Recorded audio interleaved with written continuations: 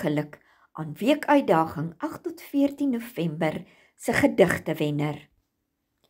Jeanne d'Arc, die Vlamse dogter, geskryf deur Jack Donne.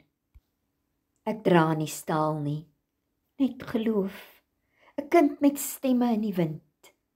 Hulle sê ek's mal, ek's dwaas, ek's vrou, asof dit alles sonde is om blind te vind. Die hout kraak onder my voete, die rook skryf letters in die lug. Ek dink aan perde, aan velde, aan vrede, en wonder of die hemel ooit sug.